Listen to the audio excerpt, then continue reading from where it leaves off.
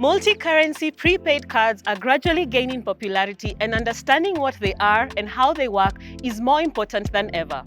They offer utmost convenience for travelers and shoppers with no hidden fees or exchange rate complications. But buried within the terms and conditions are fees and rules written in the tiniest of fonts that can quietly drain your funds. Today on Mint, we are looking at why reading the terms and conditions could save your money and a lot of frustration. From trends affecting major businesses to practical financial strategies, Mint is here to empower you. My name is Lydia Nyawera. Also, today on Mint, earning from the green, the untapped potential of caddying. SME woes. Does the high price of doing business in Kenya threaten the very survival of SMEs? From 9 to 5 to purpose. Swazuri, empowering women in business. Earn it, spend it, save, invest. Earn it, spend it, save, invest. Mola, kila siku niko chesa. Mola, make more bila stress. Mola, kila siku wesa. Mola, make more bila stress. This week on Money Moves, we are cutting through the noise to provide you with insights that matter to your finances. Multi-currency cards can be your best companion when traveling to different countries, but there is a catch. You need to read and understand the terms and conditions. We break down the details in the fine print. Earn it, spend it, save, invest. If you're planning an international trip in the coming weeks or months, chances are someone has recommended a multi-currency prepaid card to you. These cards are marketed as safe, easy, and cheaper than carrying cash. They might be safer since they don't have all your money in them, and easy because you won't need the mental calculator every time you want to spend. But are they really cheaper than a credit or debit card? Let's find out. A multi-currency card is just like a wallet that holds money in multiple currencies. If you travel and you need to use that specific currency, you won't need to go to the Forex Bureau to convert to the currency of that country. So if let's say you travel to the UK and they have GBP and your multi-currency has GBP as part of the wallet, it means you'll just be transacting without the need to do any conversions. When 35-year-old Andrew jetted off on a 10-day business trip abroad, he was armed with confidence and a shiny prepaid multi-currency card loaded with $5,000 issued by a local bank. Everything went smoothly until he got back home and checked his card statement. To his surprise, some mysterious charges popped up and a few hidden fees had quietly chewed his balance. When he analyzed his statement, he realized that money had already been deducted from his card even before he stepped on the plane. Andrew's case is far from unique. Many travelers discover, often too late, that there are hidden fees and unexpected deductions on prepaid multi-currency cards. Financial advisors warn that while prepaid multi-currency cards offer convenience, it is essential to read the fine print and be familiar with the fees, currency conversion rates, and other charges. Like in anything else, it goes with awareness. And the disadvantage that we have is that we would rarely have time to read at terms and conditions, the tariffs, and I believe the CBK has actually advised customers, when you go to the branch, when you work with any brand, try to see the fees that are there, if it is a loan that you are getting. So the same with the cards. It's always good to know the tariffs that they have so that you take that in consideration when using them. What I would say is that if you use them, then you are charged. It is not hidden. It's just that maybe as humans, we are likely to forget to check that. But it's important to ask for the tariffs as you get the card so that you are fully aware of the Forex rates which can changing, and then there are static charges that can accompany any card that you have. Understanding the terms and conditions is crucial for making an informed decision and avoiding unexpected fees or issues. Additionally, always compare fee structures across available providers. If you travel a lot, if you work and you are paid in different currencies, then it would be very advantageous to have the multi-currency wallet. Earn it, spend it, save, invest. MSMEs are the backbone of the Kenyan economy.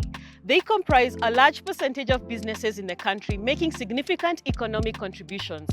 However, the numerous challenges they face in their early years prevent them from reaching their 4th birthday. They are deemed vital in driving the economy, but small businesses in Kenya face a shortage of 1.9 trillion Kenya shillings, money they need but cannot unlock to get their businesses going. This is according to a survey of micro, small and medium enterprises conducted by Ipsos. MSMEs need this credit of around 1.9 trillion that they cannot unlock, right, on a yearly basis. So that becomes a critical issue, and that's 6% of the finance gap in Sub-Saharan Africa. Overall, MSMEs in Kenya face challenges in finance, legal issues, sales and marketing, in having the right skills and staff, in resources and in security. Of all this, finance is the biggest issue as many struggle to make it past their 4th birthday. The main challenge is cash flow. Cash flow being a major issue around MSMEs, and that we've seen throughout times, and not even COVID times, even now as we move on. So there's a cash flow, a significant cash flow issue that MSMEs have, more around the micro enterprises compared to small and medium. Access to credit is a major problem. This is because many of them cannot get access to cheap loans to scale up their operations due to commercial banks requiring tangible collateral. Most MSMEs have no credit history, no relationships with banks. Then there's sourcing for money, access to credit, right?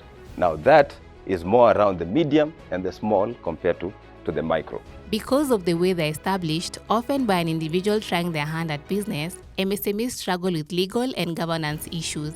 Second is what they call legal issues.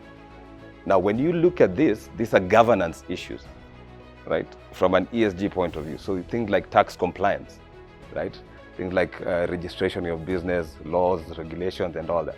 So tax compliance being a critical issue there where MSMEs are facing challenges. Governance issues make it difficult for MSMEs to work with bigger businesses and corporates, which require strict tax compliance as they are closely watched by the Kenya Revenue Authority. Struggles with governance also make it difficult for MSMEs to access credit. Why we picked this up is because finance becomes a major issue for MSMEs. Despite all these challenges, there is a silver lining for MSMEs in the country. In Kenya, we have about 300 organizations that are signed on to the compact here, and about 60% of them are SMEs.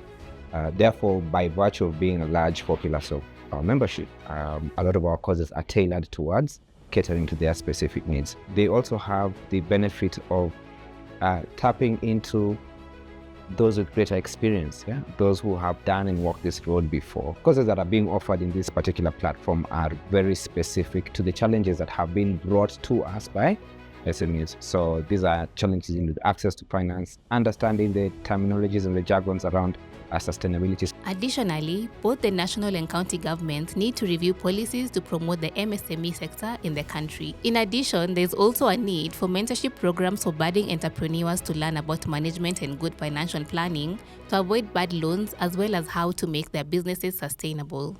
We are involving them in the sustainability journey so that we don't leave them behind. Part of what we've done is to get experts to talk to them. We also partnered with the UN Global Compact to, help them with the trainings and to be able to open up their minds for them to understand what sustainability is all about. And this, we've made it possible for them by, them being able to attend trainings, whether online or physical, at no extra cost, at free of charge for them. And that is our commitment as a bank, to move forward with them as our suppliers. Financial institutions like DTB have been engaging their top suppliers where they train them on how to integrate ESG principles into their business operations, providing guidelines on how businesses can adapt these practices to foster long-term sustainability in their operations. We've made it as a commitment to our suppliers that we will be able to move with them together. And this includes, if they have challenges in finances that connect with sustainability, how do we help them out, guiding them to the right organizations, including them and working with them and showing them what they need to do to be able to meet the sustainability agenda. Cash flow issues, limited access to credit, legal and governance matters, and tax compliance are some of the main challenges bedeviling SMEs in the country. Collectively, financial institutions and policymakers can support them to ensure they survive and thrive and continue growing the economy.